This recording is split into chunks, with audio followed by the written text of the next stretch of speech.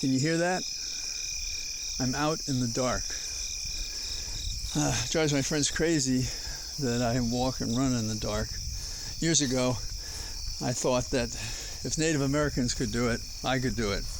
Well, it's not so, but I have been out in the dark a fair amount, running and walking. So you may hear my voice. I don't know if you'll occasionally see me. The two things that bother me today are, one, the deal that Bragg made, the DA in Manhattan, which is nothing to brag about, which is basically having Weisselberg plead guilty to a limited term in custody if he testifies truthfully, but he doesn't have to testify about Trump. That's ridiculous, preposterous. That shouldn't be, but that's what it is. And so Bragg basically should be the subject of investigation. Exactly how he contradicted Vance's prosecution approved to go after Trump.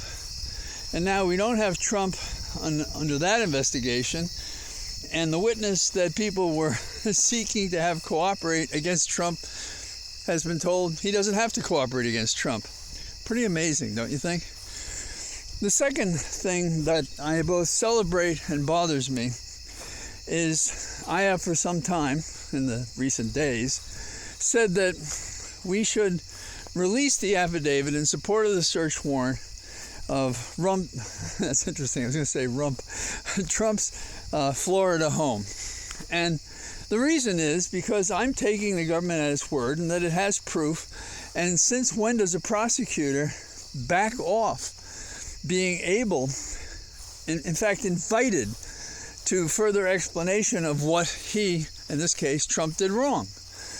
And I've thoroughly believed, because of my own experience in the past, that anything else that's in that affidavit in support of the search warrant that even arguably compromises anyone can be dealt with redacting the information, the material.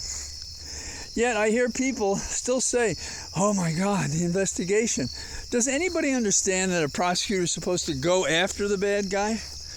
He's not supposed to wilt and run and say, no, I'm not going to give you any more details on why this guy is wrong. And Trump has made it easy to answer. And so is the media, who's asked to open up the affidavit to the public as much as possible.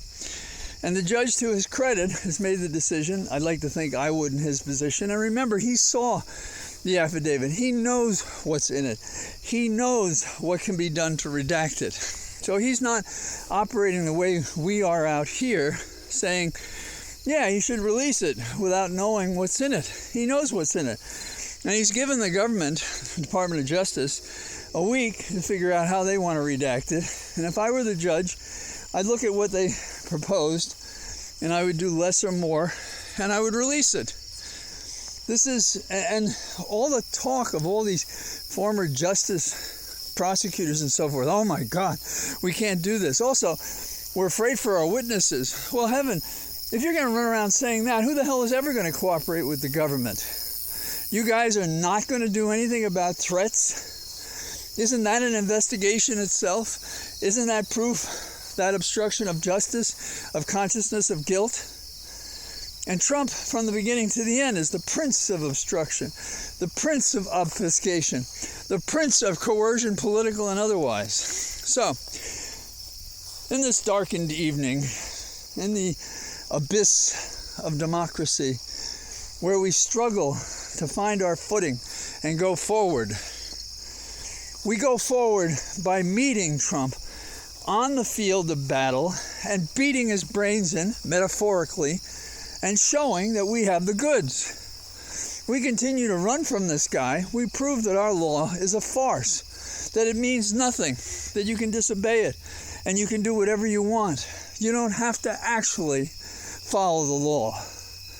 And the greatest lie of our democracy, if we do not act, is that no man is above the law, because Trump just sails above us all. Nothing happens to him, and that has got to change. And it's not enough that Rudy testifies or there's search warrants or subpoenas. Where's the arrest? We need an arrest. We need a prosecution. We need a trial. We need a conviction, and we need a hefty sentence to tell America and the world that we fight for our democracy, and we go after those criminals who would bring it down. So there's no point in me spinning around in my cathedral of trees, because probably the only thing you see is my silhouette anyhow. But have a good evening, and maybe tomorrow you'll actually see my face. Bye-bye.